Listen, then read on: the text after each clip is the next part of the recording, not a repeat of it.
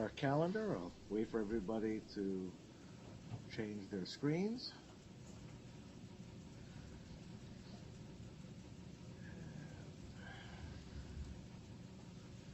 This is Judge Kaplan, and we'll hear the few block buy matters we have on for the agenda. Check your video. Excuse me? Your video? Oh, my video went off. All right. I'm back. All right. Just playing games. Okay. So, I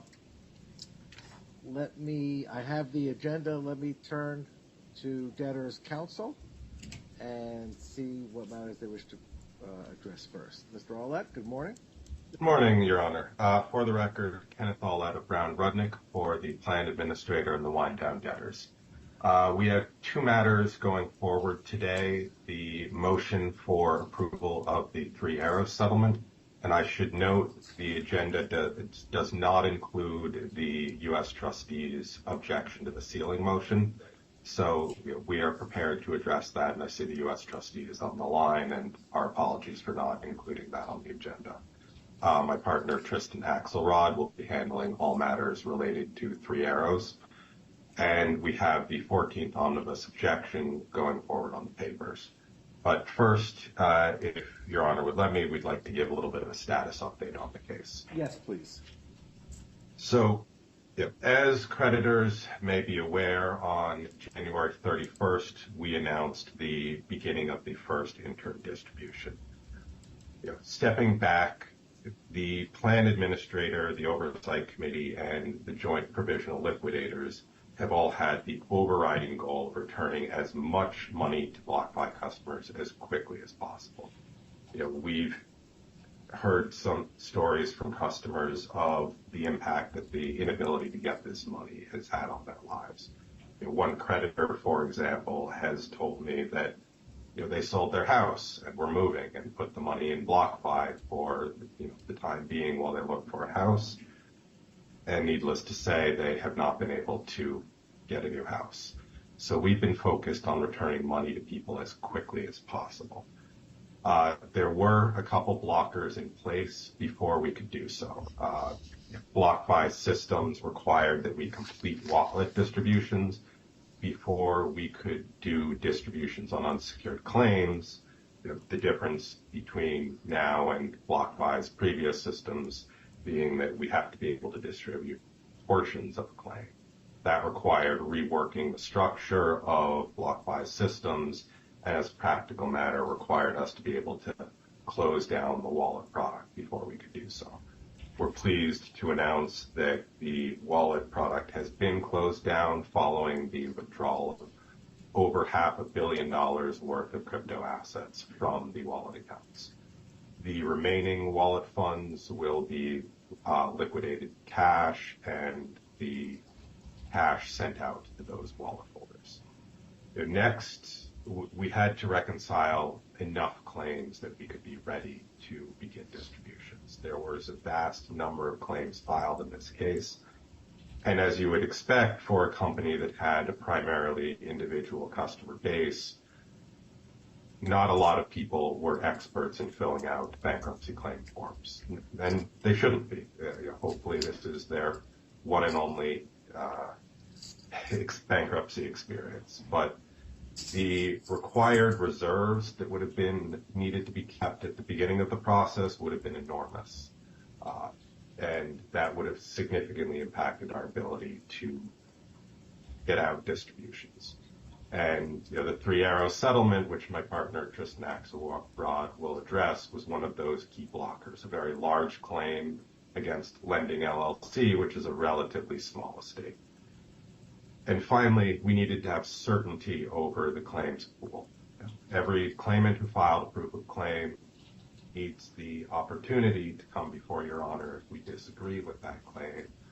But we needed to know the maximum that they could recover so that we could keep reserves. And through the capping motion, we've been able to ensure that for every single claim filed, we have a maximum amount that claim can be allowed at.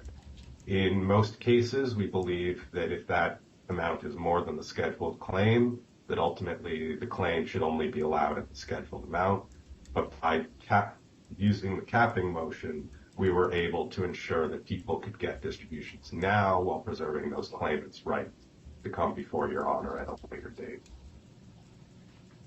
And so, from the beginning of the wind down process, Mo Mejji, the plan administrator, set a very aggressive schedule with a plan for distributions in January.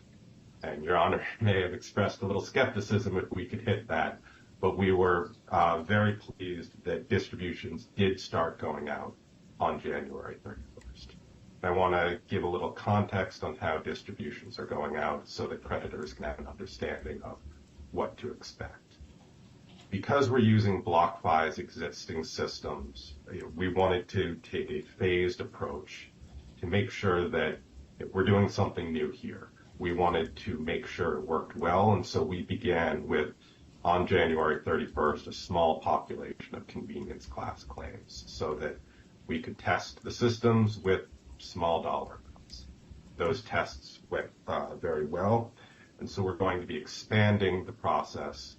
First, a larger group of convenience class claims. We're then going to move to scheduled claims where a claimant did not file proof of claim. So we have an undisputed claim amount. We know exactly what they're owed and that there's no dispute. And then we're going to move to allowed claims. We expect to file a notice with Your Honor sometime in February of all the claims that we have reconciled and deemed under the plan to be allowable claims that should be entitled to receive distributions in either the amount asserted or that have been on previous omnibus objections that have been modified by order of the court. So, as of yesterday, we've released 150,000 accounts for distribution. Our goal is to have all accounts with either a scheduled claim or an allowed claim open in the month of February. As claims become allowed subsequent to that point, largely from omnibus objections being granted by Your Honor or by other orders, that we would open up distributions at that time. We will be reserving for all of those distributions in advance so that everybody who is receiving digital assets as part of their distribution will receive those at the same price point. So, as we all know, digital assets can fluctuate considerably in value. We will be using the same value for Bitcoin distributions that go out yesterday as go out at the end of February. We're going to be doing all of the rebalancing at one price point that we can use for everybody so that nobody is prejudiced by when in the process they get their distributions. And similarly, we are reserving for disputed claims in kind such that those people will not be prejudiced either. The initial distributions are below the ranges that we hope and expect to reach because we're using the assets that are currently on hand with a relatively substantial reserve, both for disputed claims and for future litigation. With if the court approves a 3-hour settlement, that will release some of our litigation reserve as well that can be rolled into a future distribution. And as litigation matters are concluded, any unused portion of the litigation budget can be rolled into a future distribution. And similarly, as claims are reconciled and ultimately allowed, any portion of the disputed claims reserve will go back into the pot for future distribution. So that's where we are with distributions. Our hope is that as additional money comes in or is released from our existing reserves, that we will be able to announce distributions in the future. As we announced on the 31st, the distribution ranges are approximately 21 to 26% for BlockFi Inc., which are U.S.-based BIA accounts, 35 to 41% for BlockFi International, which is essentially every kind of account held by account holders outside the United States, and 37 to 43% for BlockFi Lending, which is U.S.-based collateral accounts people who posted Bitcoin or Ethereum or other crypto to take out a loan, and BlockFi private clients. Is that the anticipated range, or with the range for these current distributions? That is the range for the current distributions. There is a little bit of uncertainty because the rebalancing had not yet been completed. We'll announce the exact distribution percentages once we open up non-convenience class distributions. All right, thank you. And so the other two major matters are Three Arrows Capital and FTX. Three Arrows, as the court is aware, we've reached a settlement subject to Your Honor's approval that my partner Tristan Axelrod will be presenting. Assuming that is approved, we will be able to open up those lending distributions. I should note that the 37 to 43% range assumes that the Three Arrows settlement will be approved. If it's not approved, we will obviously require a much more substantial disputed claims reserve there. For FTX, as I'm sure BlockFi creditors have seen, FTX announced recently that it is, to use their exact phrase, they are optimistic that they will be able to hit 100% distributions. That is not a promise, that is not a guarantee, but they are quite hopeful that they will be able to reach that, which, given that the largest remaining asset that has not been monetized of BlockFi is the claims against FTX, is very positive news for BlockFi customers. That said, the important caveats there are, first, nothing is guaranteed until it's guaranteed. The FTX debtors have not promised 100% distributions, and we do not have 100% distributions in our bank account. Second, FTX's plan is a dollarization plan. FTX expects to send out dollars. So for any allowed claim that BlockFi ultimately has, we expect that 100% means that ultimately we may receive 100% of the dollarized value. It unfortunately does not mean that we will recover 100% of the crypto assets pledged by BlockFi, for unfortunately the same reason that customers in this case must use the petition date value of their claims. What's good for the goose is good for the gander, so to speak. Yes, Your Honor. And I should also note that 100% distributions doesn't necessarily mean 100% distributions up front. The FTX debtors were very clear that they've got quite a lot of wood to chop, including monetizing their assets, and that they have a very substantial claims pool that they expect to object to. So even if they hit 100%, when those distributions come in, it isn't known at this time. We also, last Thursday, had a mediation with FTX presided over by Judge Goldblatt. The mediation was productive, and we're continuing to discuss with FTX, but we don't have anything that we can announce at this time. If we do have something to announce, we'll announce that as quickly as possible. And with that, unless Your Honor has any questions, I will turn over the Three Arrows matters to my partner, Tristan Axelrod. No, thank you, Mr. Olet. I think it's been important to get that outlook and status report with respect to distributions. I know there are anxious creditors. Both Chambers and your firm have been receiving calls and emails, and the sooner we can start these distributions, I'm pleased to hear that they did begin in the month of January, and that and they will continue through February. I think that's a good sign. Mr. Axelrod, let's address the 3AC settlement and also the sealing motion. Thank you, Your Honor. Can you hear me clearly? I can, thank you. Thank you. The 9019 settlement motion is docket number 2062. The motion to seal is 2063. There was a response from the U.S. trustee to the sealing motion filed at docket number 2107. I'd be happy to address that first, as it's the contested matter. I think so. I think it'd be appropriate. Okay, thank you, Your Honor. So our motion stated cause for relief under Section 107B of the Bankruptcy Code, commercially sensitive confidential research information. The U.S. trustee responded that the public policy precepts underlying Section 107 and the right of access of the public to this type of information trump essentially our statement of cause under 107B. We have three arguments that I'll lay out as briefly as I can in response to the United States trustee.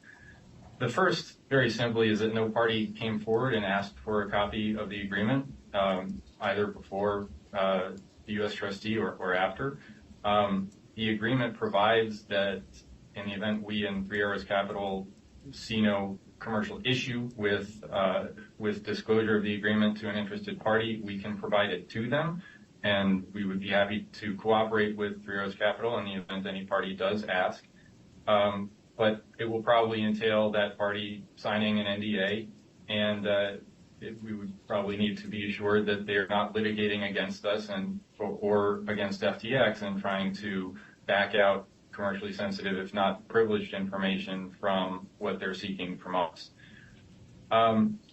So generally, we have made a showing of cause under 107B that Your Honor can see from the record in these cases.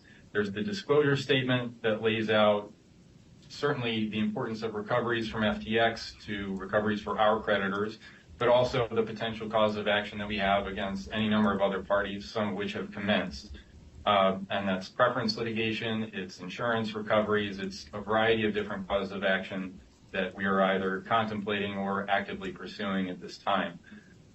There's also a mediation order on this docket that Mr. Aulette referenced, and that led to us engaging in mediation with FTX. And in that mediation, going back months now, we've been given, as one might expect of one of the largest creditors in the FTX proceedings, we've been given confidential mediation privilege information about FTX's ability to monetize certain assets and its projections for recoveries to creditors.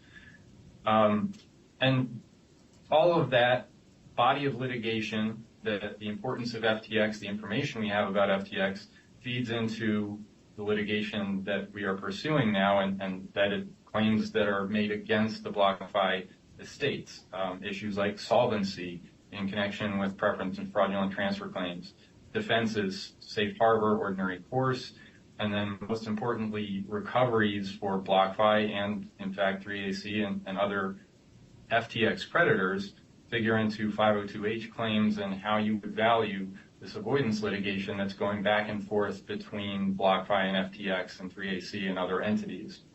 And all of that basically is determined by confidential information, certainly privileged understanding of the strengths and weaknesses of our claims, but as I just mentioned, very importantly, mediation privilege information about what's going on at FTX and what we can expect in the future. And as Mr. Aulette just mentioned, there's a big difference between FTX saying, we hope we can pay 100%, and FTX saying, here's your 100% in cash today, as opposed to over 5 years when we finish this litigation and monetize this and that asset. So there's a lot of information that we've had to work into our litigation planning that ultimately, I think, has become very clear in the document that we negotiated with Three Arrows Capital to settle our disputes with them. We put a lot of work into the creation of a novel settlement framework that aligns BlockFi's and Three Arrows Capital's incentives as we both go forward with various bodies of litigation, both of us including FTX, but also others. And it would be hard not to look at our settlement framework and back out analysis of certain strengths and weaknesses of claims, but also what we believe will happen with FTX based on mediation privileged information. If that information were to be disclosed, it would, among other things, make settlement far more difficult for BlockFi and Three Arrows Capital. And I'm not sure that I really need to say more about that, given that we've just said we're in mediation with FTX. This is the single most important asset to BlockFi, and we don't want to interrupt that that process, that mediation, which we believe has been productive. And we also simply don't want to interrupt or prejudice any other litigation that may come up that could be jarred by inappropriate disclosure of information. This type of relief, the sealing of confidential litigation-related information, I won't say is routinely granted in cases as a whole, but very often granted in very large cases where litigation recoveries are critical to creditor recoveries and where there's a huge body of litigation against creditors, each facing unique facts but somewhat similar issues of law. One prominent example was the Puerto Rico adjustment proceedings in the Puerto Rico Bankruptcy Court, case number 17-03283. There was a series of sealing orders entered beginning around April 2019 that limited creditor and litigant access to some very confidential documents laying out not just settlement agreements, but settlement strategy, and in many cases both. And then very prominent example of a court sealing this type of settlement agreement would be Three Arrows Capital's own settlement agreement with Genesis. In the Genesis case in the Southern District of New York Bankruptcy Court, case number 23-10063, I believe the United States trustee objected to the sealing of that agreement for similar reasons, and that objection was overruled. There's an order at docket number 1013 permitting the sealing of the Genesis agreement substantially for all the reasons we're talking about today. And finally, Your Honor, is a slightly different argument, but worth mentioning here, and my colleague, Mr. Goldberg, will speak as well on this, I'm sure. But Three Arrows Capital is a debtor in a foreign main proceeding. It's in liquidation in the British Virgin Islands.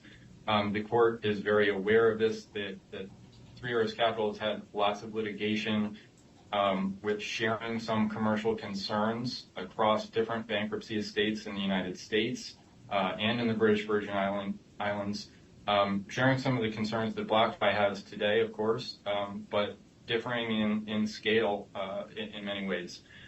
In the British Virgin Islands, the settlement agreements of this nature are subject to limited public view in light of public policy of that jurisdiction favoring trustees' ability to seek court direction based on privileged and confidential information. That is Three Arrows Capital's concern, among other things, and which we agreed was a worthy concern, and which the U.S. courts have repeatedly, where foreign main proceedings are involved and foreign representatives in recognized proceedings are involved, the U.S. courts have repeatedly recognized that foreign policy perspective as valid and justifying the sealing of agreements in United States bankruptcy proceedings as an act of, among other things, comedy between the proceedings. There are a number of different opinions that have been written on this and orders entered very prominently in the Madoff bankruptcy proceedings and some of the feeder fund proceedings. So I'll just list a couple. One was Fairfield Century, 714 F3rd 127 at page 140. That's the Second Circuit, 2013. And then only a few months ago in Ray Kingate Global in the Southern District of New York Bankruptcy Court, case number 19-12853. There's an order at docket number 73 that followed briefing on this very issue. And so we believe this is an independent basis to grant the motion as well under Chapter 15 and related principles of comedy that interact with Section 107, among other parts of the Bankruptcy Code. So, Your Honor, I could continue to speak on this, but we believe it's a fairly straightforward issue, and unless the court has questions, I would yield to the U.S. trustee. All right. Well, before I press any additional questions, let me hear from Mr. Sponder or Ms. Bilski. Thank you, Your Honor, and good morning. Good morning. As Your Honor is aware, the United States trustee did file an objection to the motion to seal. That's at docket 2107. The wind-down debtors seek to redact and file purported confidential and commercially sensitive portions of the settlement agreement and the sealed portions of the 919 motion. The wind-down debtors have the burden to make a specific showing that the settlement agreement and the sealed portions of the 919 motion fall within the parameters of an exception to Section 107A. In an effort to meet that burden, the wind down debtors set forth in the motion to seal that the wind down debtors in 3AC are parties to various proceedings and litigations, and the specific terms of the settlement agreement may have negative impacts on existing or future litigations. No other information is provided to support the wind down debtor's burden to establish an exception to disclosure, except what was set forth at oral argument now, which was not included in the motion. Sealing, Your Honor, as you know, is an extraordinary measure, and the interest in secrecy must outweigh the presumption in favor of access. The fact that the disclosure of the terms of the settlement agreement may have a negative impact should not be sufficient to carry the wind down debtor's burden to seal the settlement agreement and the sealed portions of the 9019 motion. Without the settlement terms disclosed, parties in interest are unable to assess whether the settlement should be approved by the court and whether the settlement meets the standards under Rule 9019. According to the settlement motion, the agreement has what appears to be three components. The first one is the grant to 3AC of a general unsecured claim against BlockFi, but the amount and additional details about the claim were redacted. The second component was completely redacted in the motion, and the third component appears to be releases. All of that information should be included for creditors to review. Your Honor, although the motion to seal provides that the wind down debtors would be filing the settlement agreement with redactions, the entire settlement agreement was filed under seal. To the extent the court approves the motion to seal, the wind down debtors should be required to file the settlement agreement with redactions, and the 9019 motion should be revised to at least set forth the terms of the settlement. Going into the argument from today, Your Honor, as to no party came forward to receive a copy of the agreement, well, that's the whole point. Parties shouldn't have to come forward to receive copies of the agreement. The agreement should be filed on the docket for parties to review. So I don't see that being an issue. And as to Chapter 15 in comedy, again, that wasn't set forth anywhere in any of the motions. I don't believe that that's should be taken into account here, Your Honor. What we have here is in simple terms, we have a settlement agreement. And the terms should be disclosed. Parties in interest should be able to review that and understand that. Thank you, Your Honor. Thank you, Mr. Sponder. Mr. Axelrod, do you have any response? And let me ask this question, just out of curiosity. I understand the plan administrator has broad rights under the confirmed plan to prosecute and compromise any and all claims. Do you know offhand, or does anybody on the call know offhand, does the plan administrator need court approval in order to compromise claims? The plan administrator does not need court approval to compromise claims. With a claim of this size, and we felt it prudent to inform the court and parties that we had reached a resolution, in part because reaching this resolution allowed us to make distributions to creditors, and we felt it was good news. But the straightforward answer, Your Honor, is no. We had no obligation to provide notice of the agreement at all to any creditors. All right. And therefore, there was no requirement to place a settlement on the docket, the terms, the specific terms. Correct, Your Honor. Any other issues you wish to raise, Mr. Axelrod? Your Honor, I would rest on my arguments and just reiterate that FTX is of critical importance here, and we would not do anything that jeopardizes the mediation and the negotiations we're having with FTX or that discloses mediation privileged information, including, frankly, pointing out in our motions that's what we're redacting here. It's very sensitive. We think things are going productively now, but we're being appropriately cautious in light of the interests of our constituents. All right, thank you. Mr. Sponder, anything else on your end? No, Your Honor, thank you. All right. Your Honor, may I briefly be heard? Yes, Mr. Goldberg. Thank you, Your Honor. For the record, Adam Goldberg of Latham & Watkins on behalf of the joint liquidators of Three Arrows Capital. Mr. Axelrod gave very fulsome argument, and I don't intend to repeat any of his points. They were very well made, and I certainly join in the arguments regarding comedy and the nature of the BVI proceedings. I would simply rise to electronically to add, Your Honor, that disclosure of the terms of the settlement are not only an issue of comity and confidentiality as it relates to the BVI proceedings, but they are of commercial sensitivity and importance to the Three Arrows estate as for similar reasons that Mr. Axelrod explained as to the BlockFi estate. Your Honor, you may recall that we put before the court our motion for judicial coordination back over the summer and the fall, which was at docket number 1623, and among other things disclosed in that motion that we had asserted claims against FTX on behalf of the Three Arrows estate in an asserted amount of approximately $120 million. Those claims remain subject to ongoing investigation and potential for litigation or negotiations, and the disclosure of the terms of this settlement, just as with the disclosure of the terms of the settlement that we reached in the Genesis case, could adversely impact those proceedings with FTX and potentially with other parties that are not public that are subject to suits or potential suits by the Three Arrows estate. And that was really what I wanted to add to Mr. Axelrod's remarks. Thank you, Your Honor. All right, thank you. I am going to sustain the motion, grant the motion, and overrule the trustees' objections.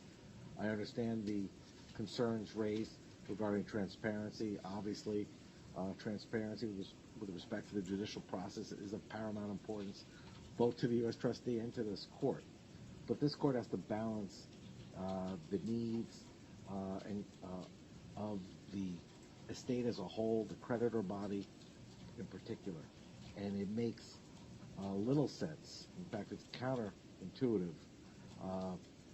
to require the disclosure of settlement details, which would have the effect to prejudice the interest of this debtor and other parties going forward with respect to settlement strategies, the strengths and weaknesses of claims and defenses, as well as the various parties' views on factual issues that are tied to pending claims such as solvency issues and safe harbor issues and potential recoveries. To prejudice the interest of all these parties by the disclosure in a situation where, in effect, the plan administrator need not have come before the court in the first place. And more so, even if that weren't an issue,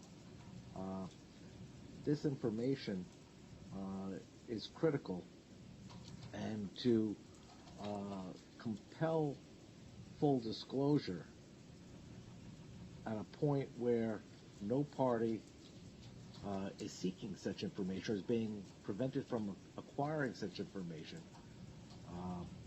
also serves no purpose. The manner in which the motion was made it clear that parties can get access to the information if they were to take certain steps, such as executing an NDA, getting consent of the parties, or if necessary, coming before this court. So there are avenues open to parties in interest who are deserving of access to the information without having to imperil the settlements themselves and the benefits necessary, the benefits to the recoveries which are necessary for the distributions that are anticipated to be made. The court also respects the issues raised with respect to comity and this court's responsibility to respect the legal process that is ongoing in the foreign main proceedings in the BVI, and again, balancing the policy objectives. That it would seem that the goal of respect and comity for foreign proceedings should outweigh the disclosure needs at this point, especially when there are other avenues available. So, for the reasons laid out in the arguments for this court's ruling, the court will grant the motion. Now, let me ask this. The U.S. trustee did request that in the event the court does grant the motion to require what the parties had indicated they would do and file redacted versions of the document. Is that problematic, Mr. Axelrod? We can speak to the United States trustee about an appropriate redaction, but in principle, I don't believe we would object. All right, then I will direct Mr. Sponder and counsel to continue the discussion, and I will require further redaction. If the parties reach an impasse, you can contact the court and you can have a conference call. Thank you, Your Honor. All right. Thank you, Mr. Sponder. Thank you, counsel. Thank you, Your Honor. Your Honor, we still have the settlement motion itself, not mine. Let's get to the heart of it. That is docket number 2062. It's a motion for cause under Rule 9019 and Section 363B of the Code. There were no objections. We'd ask that the motion be granted for cause as stated therein. We believe it's a very good settlement, and I thank the representatives of Three Arrows Capital, Mr. Goldberg and his colleagues, for that. We would also ask that the court's order, if it's inclined to grant the motion, that it do so today, if not effectively at this hearing, because frankly, someone is waiting to press the button and send many, many millions of dollars from the lending estate out to creditors as soon as this order is entered. All right. With that, does anyone wish to be heard as to the underlying merits of the settlement? The court should also probably express its appreciation to the mediator. I believe it was retired Judge Drain, who did this rather comprehensively and quickly, from what I've been told, placing a burden on anyone else who seeks to mediate cases to do it as efficiently. But I'm glad to see that the result of his efforts produced a significant settlement that will benefit this estate. I will, with the court having the benefit of reviewing the redacted information, the court does believe that this is certainly a significant settlement and will benefit this bankruptcy estate, and will approve the settlement. I will try to enter the order today, but I will so order the settlement approved from the bench, so that you may proceed and push whatever buttons you wish, and start further distributions. Many thanks, Your Honor. Thank you. We also, do we have any other matters on for the calendar that were not held over? Your Honor, there's the 14th Objections. omnibus objection to claims, which I believe Your Honor indicated that you would hear on the papers. But if, to the extent Your Honor has any questions, my co-counsel, Lauren Sisson, will be handling this matter. All right. No, thank you. I have read the reply submitted on behalf of the plan administrator, as well as the close to 200 different objections that were raised, and I agree that by far those that for which there were coherent objections went to the use of the valuation as the petition date for digital currency. Those matters have been addressed previously, as well as in other bankruptcies, and they need not be addressed again. I understand that there were at least two of the objections which are being adjourned for further response. Is that correct, Ms. Sisson? Yes, Your Honor. At this point, it's actually 3 that we believe we're going to be adjourning to a later date in February, just to have additional time to review. All right. As to the other objections, again, the court has reviewed all of the submissions in advance of this hearing, and the court is going to grant the objections motion in its entirety, except to the extent those 3 matters are being carried. Thank you, Your Will Honor. you submit a new form of order? Yes, we'll be submitting a revised proposed order this afternoon. Then we'll mark that OTBS. Thank you. Anyone else wish to be heard on any pending matter? Then I thank you. I think we're done for the morning. I appreciate Council's arguments and all your efforts. Take care. Thank you, Your Honor. We Thank are you, Your Honor. adjourned. Thank you.